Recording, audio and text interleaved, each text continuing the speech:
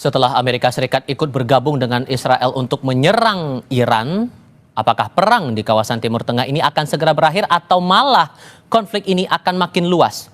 Dan sejauh mana Indonesia bisa ikut berperan membantu mewujudkan perdamaian di kawasan itu? Kami akan diskusikan ini bersama pengamat Timur Tengah Hasibullah Satrawi. Assalamualaikum Mas Hasib, apa kabar? Waalaikumsalam. Alhamdulillah sehat Mas Tifa. Terima kasih sudah bergabung lagi bersama kami kali ini. Saya coba lihat atau kita diskusikan satu sisi dulu. Awalnya Amerika Serikat bilang tidak ikut campur dalam konflik dua negara ini, tapi belakangan juru bicara Gedung Putih bilang bahwa Presiden butuh waktu 2 minggu untuk mempertimbangkan ikut terlibat atau tidak, dan belum genap 1 minggu, bahkan pertengahan minggu pertama saja belum jalan, sudah diputuskan untuk menyerang 3 situs nuklir di Iran. Anda membacanya ini tujuannya buat apa? Iya, terima kasih Mas. Saya terus terang beberapa minggu atau beberapa hari setelah Presiden Trump dilantik pada tanggal 20 Januari 2025, saya menulis di Kompas, judulnya kurang lebih Trump dan Strategi Dua Tangan. Ini terinspirasi dari lagu lama di Indonesia yang kurang lebih bunyinya itu madu di tangan kananmu, racun di tangan kirimu. Kenapa saya angkat itu? Karena saya melihat dari awal Presiden Trump ini sepertinya memang memainkan strategi dua tangan. Saat itu konteksnya baru di Gaza, yaitu ketika beliau di satu sisi mengizinkan kembali bom-bom yang dilarang di eranya Biden dikasih kepada Israel, tapi di sisi yang lain, tangan yang lain, dia mendorong agar tercipta gencatan senjata di antara Hamas dan Israel. Nah, saya melihat dalam konteks yang lebih besar hari ini sepertinya juga strategi yang kurang lebih sama yang sedang dimainkan oleh Presiden Trump dan Netanyahu, yaitu yang tangan pertama atau tangan satunya digunakan untuk perundingan, yang itu adalah diberikan harapan kepada Iran minimal sebelum tanggal 13 ya. Iran cukup percaya dengan itu, tapi tanpa disadari bahwa tangan yang lain terutama melalui Netanyahu kemudian melakukan sebuah serangan yang disebut sepihak. Tapi kalau kita ukur dari pernyataan kedua pemimpin pagi ini, Trump dan Netanyahu, maka sebenarnya istilah sepihak itu sepertinya kurang pas. Dalam hal ini dugaan Iran dari awal bahwa Amerika turut serta dalam serangan 13 Juni, saya menduga itu sebagai sebuah kebenaran, walaupun apa yang sudah diduga oleh Iran tidak diantisipasi lebih lanjut, sehingga strategi yang sama kurang lebih menjebak Iran untuk yang kedua kalinya pada pagi hari ini. Di mana ketika Iran sedang asik berunding, kali ini bukan dengan Amerika tapi dengan beberapa negara Eropa, terutama Prancis dan Inggris, dan beberapa perwakilan yang lain yang datang, lalu kemudian tanpa mungkin juga diantisipasi di pagi harinya waktu di kita, lalu kemudian Amerika mengumumkan secara sepihak untuk melakukan sebuah serangan langsung kepada 3 fasilitas nuklir itu. Dan yang dijadikan sebagai kedok untuk mengalihkan perhatian Iran adalah statement-statement yang juga muncul dari Trump sendiri, misalkan bahwa 2 minggu akan diberikan kesempatan untuk berdiplomasi. Jadi saya mengatakan ini permainan dua tangan yang memang sengaja digunakan. Saya pernah sampaikan juga di Kompas TV, satu kanan adalah pendekatan militer, satu tangan adalah pendekatan perundingan, tapi ujungnya adalah sama, bagaimana Iran tidak memiliki senjata nuklir. Tapi kalau kemudian dikaitkan dengan ini, saya kutip dari Bloomberg, nilai bantuan militer Amerika Serikat untuk Israel itu 62 triliun rupiah per tahun atau setara 3,8 miliar dolar Amerika berdasarkan kesepakatan jangka panjang. Apakah ada pengaruhnya terkait dengan hal itu? Ya, tentu saja di balik semua perang-perang itu akan ada angka-angka yang juga bermain, angka-angka yang menjadi hitungan gitu. Karena sekali lagi dalam perang seperti ini selalu ada bisnis persenjataan, kepentingan perekonomian yang dipertaruhkan atau yang menjadi perhatian daripada para pihak yang terlibat dalam perang tersebut. Ada juga kekhawatiran bahwa ini eskalasinya bakal makin luas. Termasuk ada yang membaca jangan-jangan nanti akan ada reaksi juga dari kelompok-kelompok militan pro-Iran untuk merespon balik ikut sertanya Amerika Serikat dalam konflik ini. Sejauh mana itu Anda baca? Saya membacanya untuk lebih teliti begini Mas, bahwa kemungkinan akan ada serangan dari Iran itu kalau kita ikutin dari statement yang disampaikan per sekarang itu ada dua yang sangat ditekankan, yaitu perlawanan melalui jalur katakanlah hukum melalui PBB untuk memberikan kecaman dari dunia kepada Amerika bahwa ini adalah tindakan yang di luar hukum, melanggar hukum. Dan yang kedua upaya pembalasan melalui serangan militer. Nah, cuman menurut saya Iran juga akan menghitung secara presisi kalau kemudian mau menargetkan katakanlah pangkalan-pangkalan militer ataupun kepentingan Amerika yang ada di Timur Tengah. Kenapa? Karena walaupun memang secara de facto kepentingan mereka ada di negara-negara Timur Tengah ini, Iran tidak akan lupa bahwa negara-negara Timur Tengah sekarang ini sedang berada dalam puncak hubungan baik dengan Iran.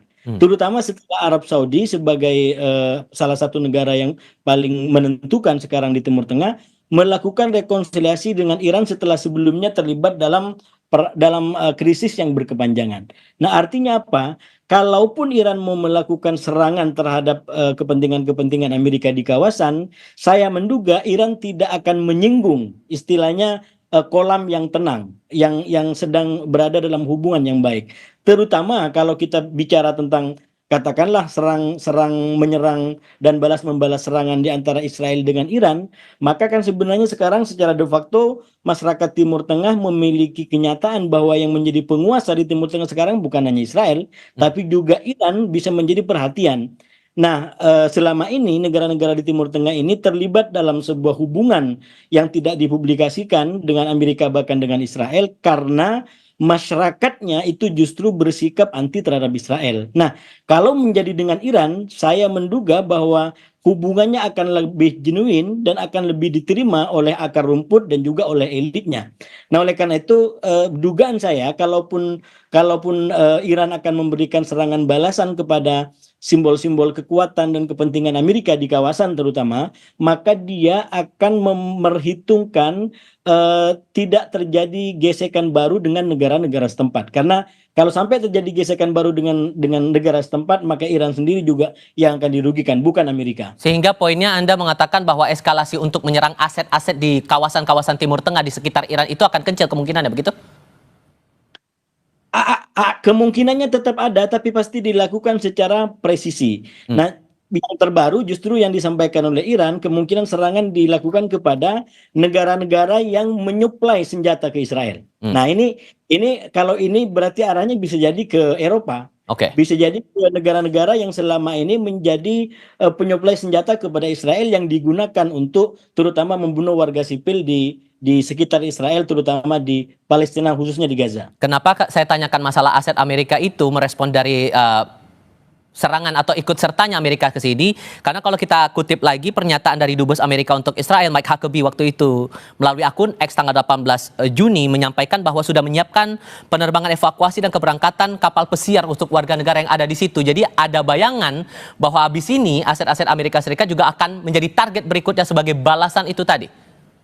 Iya, saya juga menduga ke sana, walaupun tambahan dari saya adalah serangan itu akan dilakukan secara lebih presisi. Mungkin lebih presisi daripada yang berkembang di dalam negeri kita, Mas. Ini betul-betul akan lebih presisi karena tidak akan dipastikan mengganggu kepentingan negara yang bersangkutan, apalagi sampai menimbulkan negara tersebut berada dalam hubungan konfliktual dengan Iran. Sekali lagi kan negara-negara ini dalam kenyataan perkembangan teknologi persenjataan sekarang ini justru menjadi potensial market bagi Iran ke depan. Oke. Karena sekali lagi apa yang ditampakkan oleh Iran itu sangat menjadi pembeda daripada waktu-waktu sebelumnya. Satu hal lagi, karena Presiden Rusia Vladimir Putin sudah sempat bilang, Kremlin sempat bilang atau mengonfirmasi Rusia siap untuk turun tangan tapi sebagai mediator untuk memediasi sebagai penengah. Dengan Amerika Serikat turun tangan di sini, apakah kemungkinan Rusia akan berubah pikiran, Mas? Saya melihat secara strategis, secara global, memang dengan Iran menjeburkan diri di dalam perang ini itu tidak menambah nilai strategisnya. Justru yang pertama dia semakin digunakan oleh Netanyahu untuk kepentingan Israel. Jangan lupa Israel itu kalau kita baca sejarahnya punya kecenderungan untuk memanfaatkan teman-temannya untuk kepentingan katakanlah pertahanan dia. Kita angkat misalkan kasus perang Irak dan Amerika, itu kan kurang lebih sama. bahwa itu diangkat persoalannya soal nuklir dan yang berperang akhirnya Amerika dan yang menang yang istilahnya kongko-kongko di dalam ruangan itu adalah pemimpin daripada Israel. Jadi Amerika yang membayar semua harga yang harus dibayar dan setelah berhasil Saddam sudah habis ya Israel yang menikmati semuanya. Amerika tetap aja menjadi kecaman oleh pihak-pihak yang dianggap apa namanya terganggu oleh cara-cara Iran, oleh Oke. cara-cara Amerika. Aha. Justru Mas Tipa, saya melihat dengan Amerika menjeburkan diri dalam perang seperti ini menambah hidup kartunya Rusia dan Putin. Oke. Karena sekali lagi menjadi tambahan kartu bagi Putin untuk istilahnya bernegosiasi dengan Amerika. Kalau selama ini Putin hanya punya Rusia, Putin Iya. hanya punya Ukraina dan dia terlibat langsung dalam perang di situ, Mhm. maka justru kartunya ada di Iran, Iran yang ada di Amerika. Mhm. Amerika tidak perang langsung. Jadi dia menjadi mediator, tapi justru dalam konteks perang ini Amerika turun ke medan tempur secara langsung, justru Putin memiliki kartu yang hidup yang lebih karena dia tidak terlibat langsung dalam Oke. perang Iran dengan Israel.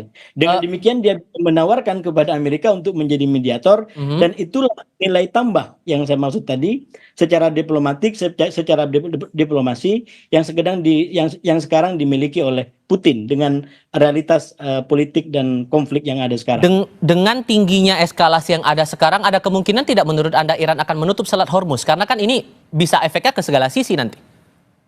Kalau kemungkinannya itu sudah mungkin karena itu sudah dinyatakan juga oleh otoritas Iran bahkan sebelum itu dilakukan. Cuman sekali lagi Iran ini kan sekarang juga istilahnya mengetes, Mas. Saya baca di salah satu sumber bahwa dia menelunya kemungkinan akan ke Rusia. Mhm. Yang saya sebut mengetes adalah ini kan Iran sedang menguji kira-kira negara yang mana yang betul-betul menjadi kawan Ya. ketika Iran dalam keadaan terpojok dan dikeroyok seperti sekarang ini. Oke. Nah, dalam konteks itu, maka kemudian Rusia dan Cina itu yang selama ini katakanlah berada di belakang Iran, maka akan dilihat sejauh mana kesungguhannya di dalam Baik. persekutuan ini. Mhm. Jadi ini akan menarik kita lihat ke depan. Oke, Mas Hasibullah Satrawi, terima kasih banyak sudah mau berbagi pandangan bersama kami. Sehat selalu ya, Mas. Assalamualaikum. Assalamualaikum.